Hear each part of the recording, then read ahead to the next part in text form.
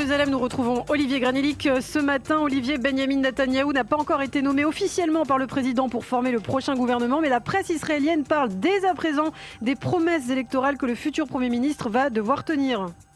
Oui, et c'est le Israël Hayom qui en parle ce matin. Amir Ittinger nous rappelle que pendant la campagne électorale, le Likoud et son dirigeant ont parlé de plusieurs thèmes et ont promis des changements. Il s'agit d'abord du système judiciaire israélien qui doit passer par une réforme de fond, explique le journaliste, et pose la question de savoir si Benyamin Netanyahou aura le courage de ces déclarations.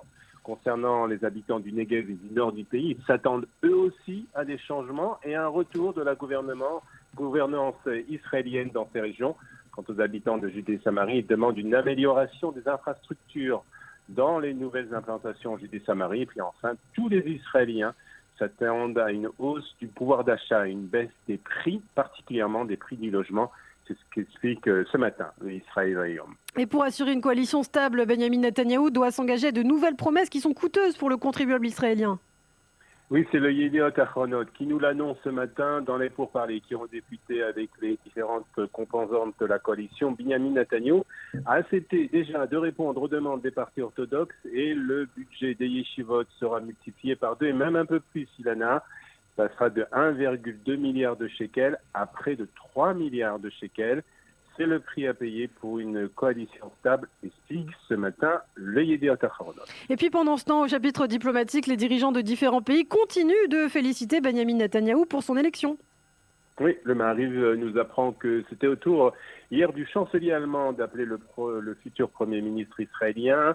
Dans un communiqué du bureau de Benyamin Netanyahou, on a indiqué que l'appel a duré environ une demi-heure et que le futur Premier ministre a indiqué vouloir élargir le cercle de la paix entre Israël et les États arabes, ajoutant que l'Allemagne avait un rôle à jouer dans cet effort. Et puis le président et prince héritier des Émirats arabes unis, le cheikh Mohamed Ben Zayed, a également appelé le leader du Likoud pour le féliciter pour sa victoire électorale. Ben Zayed a aussi invité Benyamin Netanyahou à venir aux Émirats arabes unis. Le président turc, lui, a créé la surprise en envoyant une lettre au chef du Likoud. C'est le site d'information Ynet qui nous l'apprend et nous apprend donc que le président Erdogan a envoyé hier une lettre de félicitations au Premier ministre Benyamin Netanyahou, une semaine après la victoire du président du Likoud aux élections législatives. Je vous félicite pour votre victoire aux élections et je crois que le nouveau gouvernement poursuivra la coopération entre les pays dans tous les domaines en une voie qui apportera la paix et la stabilité dans notre région, a écrit le président turc. Site d'information nous rappelle que cette lettre nous explique plus exactement que cette lettre est plutôt une surprise, car les relations entre Benyamin Netanyahou et Erdogan n'ont jamais été bonnes. Benyamin Netanyahou s'est brouillé avec Erdogan à plusieurs reprises dans le passé et s'accusait également de génocide. Dans le reste de l'actualité ce matin, la presse israélienne revient aussi sur le témoignage d'une femme qui dit avoir été agressée sexuellement par un rabbin, leader du sionisme religieux. Oui, il s'agit du rabbin Tao qui est un peu le père spirituel du parti Noam et qui milite, et c'est paradoxal, il en a pour l'identité juive et pour le renforcement de la cellule familiale. Téna, une mère de famille d'une quarantaine d'années, a hier témoigné un visage découvert sur la chaîne 12. J'étais sous l'emprise psychologique du rabbin.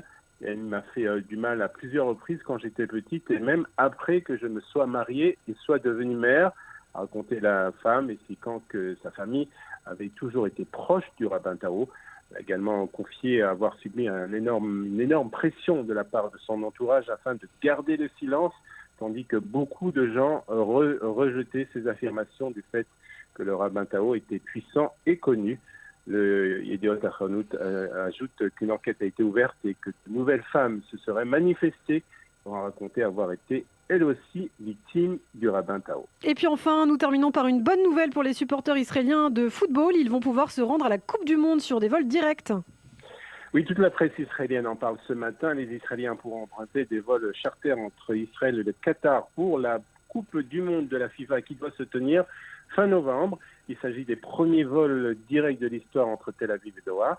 Les services consulaires pour les Israéliens seront fournis en coordination avec le ministère israélien des Affaires étrangères par l'intermédiaire d'une société privée de voyages internationaux basée au Qatar.